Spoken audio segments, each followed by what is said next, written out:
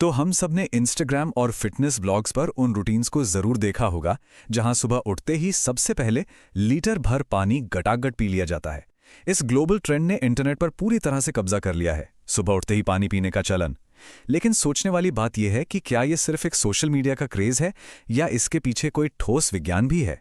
आज के इस विश्लेषण में हम इन्हीं दावों की गहराई से पड़ताल करेंगे। चलिए अब इसमें गहराई से उतरते हैं और उस सवाल को उठाते हैं जो शायद हम सबके मन में है। क्या सच में पानी का एक गिलास फैट पिघला सकता है या बीमारियां ठीक कर सकता है?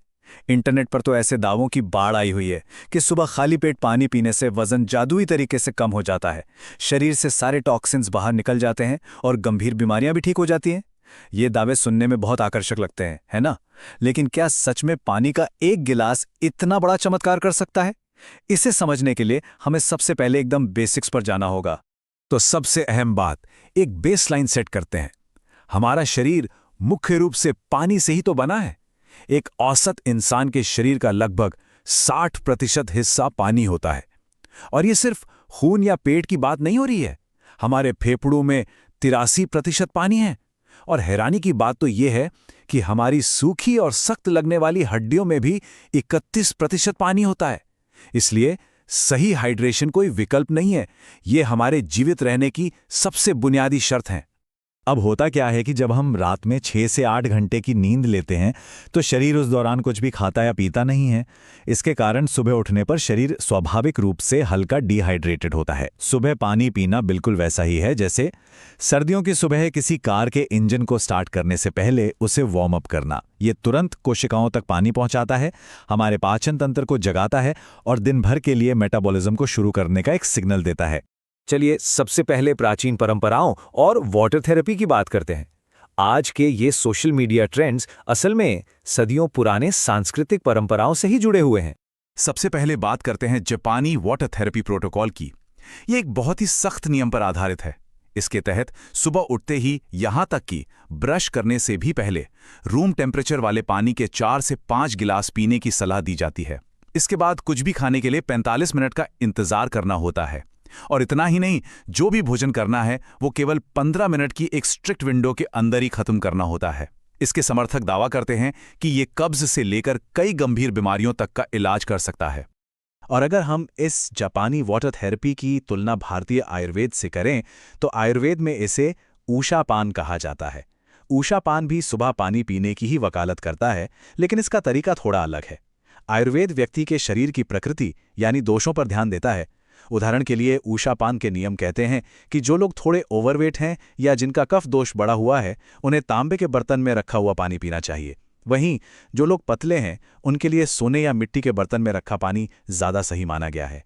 आयुर्वेद में पानी पीने की इस मात्रा को मापने का तरीका भी बड़ा दिलचस्प है। इसे अंजलि में मापा जाता है। अंजलि का मतलब है दोनों हाथों को जोड़कर बनने वाले कप या अंजलि में जितना पानी आ सके। ये मात्रा हर इंसान के लिए अलग होगी, है ना? ऊषापान के तहत सूर्योदय से पहले 8 अंजलि यानी लगभग 800 मिलीलीटर पानी पीने की सलाह दी जाती है। माना जाता है कि ये शरीर में बिना पचे हुए भोजन और गंदगी, जिसे आम दोष कहते हैं, उसे आंतों से साफ करता है। तो ये तो बात हुई परंपराओं की। लेकिन अब स्वास्थ्य दावों की पड़ताल करते हैं, यानी मॉडर्न क्लिनिकल साइंस की कसौटी पर इन इंटरनेट फेमस दावों को परखते हैं। यहां सबसे बड़ा मिथक यह है कि बहुत सारा पानी पीने से शरीर तुरंत डिटॉक्स हो जाता है और सारे टॉक्सिन्स बाहर आ जाते हैं। लेकिन, और यह बहुत जरूरी पॉइंट है, विज्ञान कहता है कि पानी जादुई तरीके से टॉक्सिन्स को बाहर नहीं फेंकता। ये काम मुख्य रूप से लिवर और किडनी का है। पानी सिर्फ इन अंगों को अपना काम सही तरीके से करने के लिए हाइड्रेशन का सपोर्ट देता है। पानी की मात्रा बढ़ा देने से किडनी के काम करने की क्षमता बढ़ नहीं जाती, बल्कि शरीर में मौजूद टॉक्सिन्स की मात्रा के आधार पर ही यूरिन बनता है। अब इस स्लाइड में जो बात सबसे दिलचस्प है वो ये है कि क्या पानी वजन घटा सकता है। विज्ञान में एक प्रक्रिया है जिसे थर्मोजेनेसिस कहते हैं। आसान शब्दों में, जब ठंडा पानी पिया जाता है तो शरीर उसे अपने तापमान तक गर्म करने के लिए एक्स्ट्रा ऊर्जा खर्च करता है। अध्ययनों से पता चलता है कि इससे मेटाबॉलिक रेट 60 मिनट के लिए 24 से 30% तक बढ़ सकता है। लेकिन, और यहाँ एक बड़ा लेकिन है, इससे जो एक्स्ट्रा कैलोरी बर्न होती है वो बहुत ही कम होती है, शायद सिर्फ 9 या 10 कैलोरी। तो पानी शरीर को हाइड्रेट जरूर करता है, लेकिन ये सचमुच में फैट को पिघलाता नहीं है। ऐसा कोई जादू नहीं होता। एक और बहस जो अक्सर देखने को मिलती है, गर्म पानी बनाम ठंडा पानी। देखिए, गर्म पानी गले की खराश को शांत कर सकता है और कुछ लोगों को ये पेट के लिए भी हल्का लगता है। लेकिन अगर हम वैज्ञानिक नजरिए से देखें तो शरीर को इस बात से ज्यादा फर्क नहीं पड़ता कि पानी का तापमान क्या है। फर्क इस बात से पड़ता है कि शरीर पर्याप्त मात्रा में हाइड्रेटेड है या नहीं। हाइड्रेशन पैरिटी ही सबसे अहम है। ये भी अक्सर सुना जाता है कि सुबह गहरे रंग का यूरिन मतलब गंभीर डिहाइड्रेशन, लेकिन ये एक आधा सच है। सुबह के यूरिन का गहरा रंग सिर्फ इस बात का संकेत है कि रात भर यानी पिछले 6 से 8 घंटों से कोई लिक्विड नहीं लिया गया है। इसका ये मतलब बिल्कुल नहीं है कि कोई इंसान खतरनाक रूप से डिहाइड्रेटेड है। अब इन सबसे आगे बढ़कर एक बहुत ही क्रिटिकल विषय पर आते हैं, हाइड्रेशन और हार्ट हेल्थ, यानी दिल के लिए पानी का महत्व। इस बात को समझने के लिए अमेरिकन जर्नल ऑफ एपिडेमियोलॉजी की एक बहुत बड़ी कोहर्ट स्टडी देखते हैं, एडवेंटिस्ट हेल्थ स्टडी। ये कोई छोटा मोटा सर्वे नहीं था। इस स्टडी में 20,000 से ज्यादा लोगों को पूरे 6 साल तक फॉलो किया गया। इस विशाल अध्ययन का डेटा हमें हाइड्रेशन के बारे में कुछ चौंकाने वाले सच बताता है। और ये डेटा बेहतरीन तरीके से दर्शाता है कि पानी का हमारे दिल पर क्या असर होता है। इस स्टडी में पाया गया कि जो लोग दिन भर में पानी का अधिक सेवन करते थे, उनमें जानलेवा कोरोनरी हार्ट डिजीज का खतरा बहुत कम था। ज्यादा पानी पीने वाले पुरुषों में ये रिस्क फैक्टर घटकर 0.46 और महिलाओं में 0.59 रह गया था। इसका मतलब है कि सिर्फ पानी पीने से दिल की गंभीर बीमारी का रिस्क लगभग आधा हो गया। लेकिन इसी स्टडी में एक हैरान करने वाली बात भी सामने आई, जो बहुत अहम है। नंबर देखिए, 2.47। अगर पानी की जगह अन्य तरल पदार्थों जैसे जूस या मीठे ड्रिंक्स का अधिक सेवन किया जाए तो ये दिल के लिए खतरनाक हो सकता है। डेटा ने दिखाया कि महिलाओं में पानी के अलावा अन्य फ्लूइड्स का अधिक सेवन करने से घातक कोरोनरी हार्ट डिजीज का रिलेटिव रिस्क बढ़कर 2.47 हो गया था। सच में पानी का कोई दूसरा विकल्प है ही नहीं। तो इन सारे फैक्ट्स और डेटा को देखने के बाद इस पूरी चर्चा का अंतिम निष्कर्ष क्या निकलता है? सबसे पहले तो सावधानियां और खतरे जानना बहुत जरूरी है।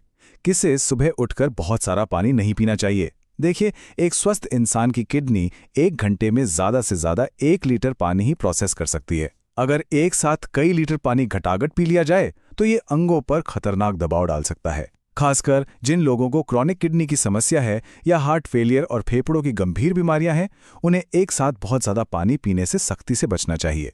तो फिर सही दैनिक हाइड्रेशन का तरीका क्या है? विज्ञान समर्थित सबसे अच्छा रूटीन यही है कि सुबह उठने के बाद धीरे धीरे घूट घूट करके 1 से 2 ग्लास सामान्य पानी पिएं। बस इससे किडनी पर अचानक से कोई दबाव नहीं पड़ेगा और शरीर नींद के बाद सही तरीके से हाइड्रेट भी हो सकेगा। अब इस चर्चा को हम एक सवाल के साथ खत्म करेंगे। क्या सुबह पानी पीने का समय उतना ही महत्वपूर्ण है जितना कि वो जो दिन भर में पिया जाता है? विज्ञान कहता है कि समय से ज्यादा महत्वपूर्ण है निरंतरता। सुबह का पानी एक अच्छी शुरुआत जरूर है, लेकिन असली फर्क इस बात से पड़ता है कि दिन भर में हाइड्रेशन की आदतें कैसी हैं और किन तरल पदार्थों का चुनाव किया जाता है। इस पर जरूर सोचिएगा और अपनी दिनचर्या में इसे शामिल कीजिएगा। हमारे साथ इस विश्लेषण में जुड़ने के लिए बहुत बहुत धन्यवाद।